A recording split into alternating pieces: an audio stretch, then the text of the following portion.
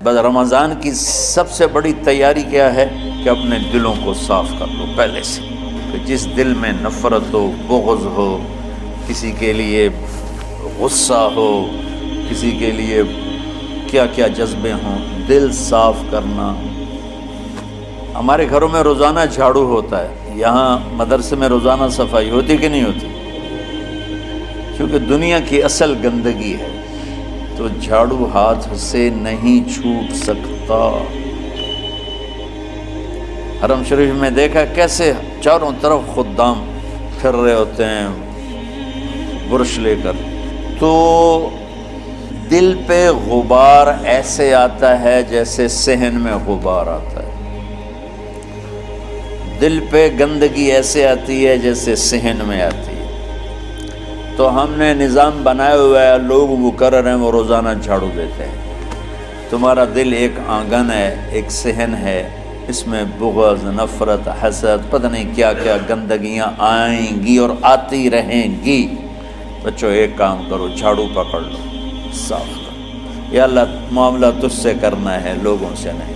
کسی نے برا کہا، کسی نے غیبت کی، کسی نے گالی دی، کسی نے دھکا دیا، کسی نے حق مارا، کسی نے کچھ کیا، یا اللہ تیرے سپرد میں نے اپنے دل کو سب سے صاف کیا، میں نے اپنے دل کو سب سے صاف کیا۔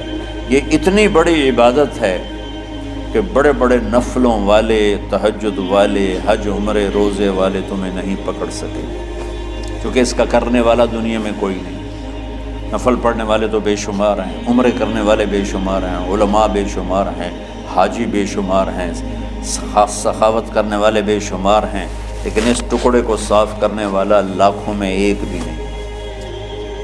مشکل کام، آپ یہ سیکھ لیں، صاف کرو، صاف کرو، صاف کرو۔ یہ رمضان کی سب سے بڑی تیاری اور علم کو حاصل کرنے کی سب سے بڑی چابی ہے کہ اپنے دل کو کھلا کر لو۔ کوئی چیز خالی ہوگی تو کچھ آئے گا۔ جس دل میں بغض بھرا ہو، نفرت بھری ہو، حسد بھرا ہو، کینہ بھرا ہو، اس میں خاک آئے گی، اس میں تو علم کی ایک کرن بھی نہیں آئے گی۔ اس زبان سے چاہے جتنے مرضی موتی بکھیرے، دل اس کا اندھا ہوگا۔ لا تعمل ابصار ولكن تعمل قلوب التي في الصدور۔ یہ آنکھوں سے اندھے نہیں، دل سے اندھے ہیں۔ بچوں اپنے دل کو صاف کرنا سیکھو۔ وہ کتنی مشہور حدیث ہے، آپ نے کہا اس دروازے سے ایک جنتی آ رہا ہے، تو ایک انصاری صحابی داخل ہوئے، جوتا ہاتھ میں، داڑھی میں وضو کا پانی۔ اگلے دن اس دروازے سے ایک جنتی آ رہا ہے، تو ایک صحابی آئے، ہاتھ میں جوتا، داڑھی میں وضو کا پانی، وہی صحابی۔ اگلے دن اس دروازے سے ایک جنتی آ رہا ہے، تو وہی صحابی 3 دن جنت کی بشارت لیے۔ اس صحابہ کی جماعت میں ایک شخص ہیں جن کا نام ہے عبداللہ بن عمرو بن عاص۔ ان سے بڑا عبادت گزار صحابہ میں کوئی نہیں تھا، نہ سابقین میں، نہ متاخرین میں، نہ پہلوں میں، نہ بعد والوں میں۔ ان کی عبادت کیا تھی؟ ساری رات جاگنا، سارے دن کا روزہ، اور ایک ختم قرآن صبح سے شام۔ اتنی اللہ نے طاقت دی تھی۔ پھر وہ غلوب والی بات آ گئی، ایکسٹریم ہونے والی بات آ گئی۔ ان کی شادی والی رات حجلہ عروسی میں داخل ہو رہے ہیں، دلہن کے کمرے میں داخل ہو رہے ہیں، اور مصلی بچھا کے اللہ اکبر، اور دیر نفل تے نفل، دیر نفل تے نفل۔ ان کی بیگم نے دیکھا تو وہ بھی خیر کا زمانہ تھا، انہوں نے بھی وضو کیا اور پیچھے مصلی بچھا کے وہ بھی فجر تک نفل پڑھتے رہے۔ صبح ہوئی تو حضرت عمرو بن عاص رضی اللہ عنہ نے پوچھا، بیٹی رات کیسی گزری؟ کہا جی ماشاءاللہ آپ کے بیٹے تو بڑے عبادت گزار ہیں، ساری رات نفلوں میں ہی گزری۔ تو وہ ان کو شکایت کر دی۔ حضرت عمرو بن عاص کو اتنا غصہ چڑھا، وہ بیٹے کو تو کچھ نہیں کہا، کتنی حکمت کی بات ہے، سیدھے گئے اللہ کے نبی کے پاس، یا رسول اللہ یہ عبداللہ دیکھیں کیسا نادان ہے، اس کی شادی کی ساری رات نفل پڑھتا رہا۔ تو آپ کہتے ہیں ماشاءاللہ ماشاءاللہ کتنی بڑی بات ہے۔ نفلوں میں گزر گئی، رات بھی نفلوں میں گزر گئی۔ تو آپ نے حضرت عبداللہ بن عمر کو بلا کے ڈانٹا کہ تو نے مہینے میں 3 دن روزے رکھنے، بس اس سے زیادہ نہیں رکھنے، اور ہفتے میں 1 قرآن ختم کرنا ہے۔ کہا یا رسول اللہ میرے اندر طاقت زیادہ ہے۔ پھر اچھا 15 دن روزے رکھنے، کہنے میرے اندر طاقت زیادہ ہے۔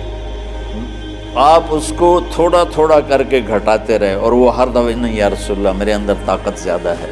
تو آخر میں آپ نے کہا اچھا چلو صوم داؤدی پہ آ جاؤ، 1 دن روزہ رکھو، 1 دن افطار کرو، اور 3 دن سے پہلے قرآن ختم نہیں کرنا۔ تو آپ نے اس کو پیچھے کیا۔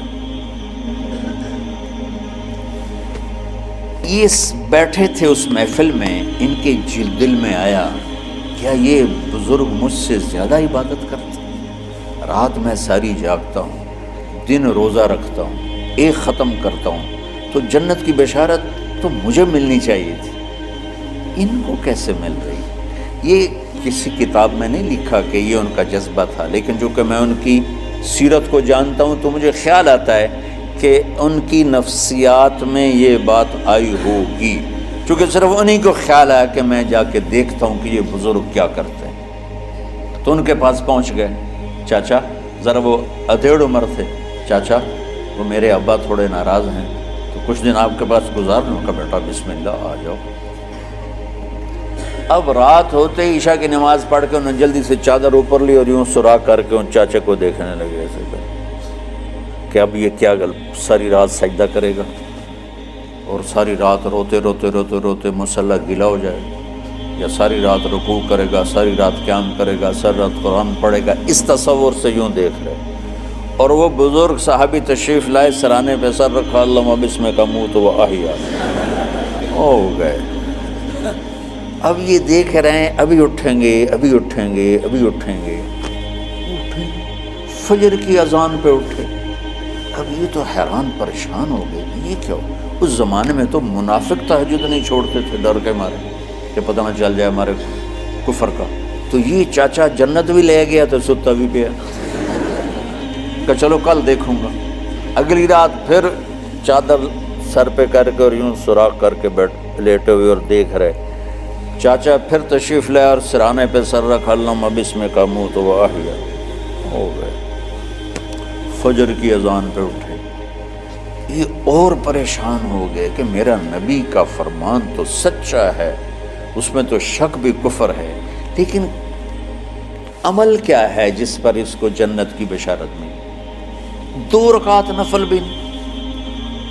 اور آج کے دور میں تم میں سے ماشاءاللہ اکثر بچے تہجد پڑھتے ہیں کہ 1 رات اور دیکھوں گا، اللہم بسم کا منہ تو ہو گئی ساری رات۔ تو تیسری رات پھٹ پڑے عبداللہ بن عمر، کہنے لگے چاچا میری ابا سے کوئی لڑائی نہیں تھی، 3 دن میں تیرے بارے میں سنتا رہا، جنتی جنتی جنتی۔ میں دیکھنے آیا تھا کہ آپ کیا کرتے ہیں، آپ تو کچھ بھی نہیں کرتے ہو، ساری رات سوتے رہتے ہو، اب کیا کرتے ہو؟ میں کہا بیٹا یہی ہے جو تم نے دیکھا ہے۔ اب ان کو سمجھ میں نہیں آ رہا کہ یہ جوڑ کیسے بٹھاؤں، ادھر جنت کی بشارت، ادھر ساری رات خراٹے، اب یہ اس میں جوڑ کیسے بٹھاؤں؟ کیونکہ نبی کی بات تو غلط ہو نہیں سکتی۔ تو اب وہ نا ایسے نا بڑے بے دل سے ہو کر واپس مڑے، پتہ نہیں کی چکر ہوئے گی کوئی گل۔ جب وہ دروازے تک پہنچے تو کہنے لگے بیٹا ادھر آنا، واپس آ گئے۔ کہا میں تمہیں اصل راز کی بات بتاتا ہوں۔ کیا ہے؟ تو یہاں ہاتھ رکھا، کہا یہ جو دل ہے نا اس میں کسی انسان کی نفرت نہیں۔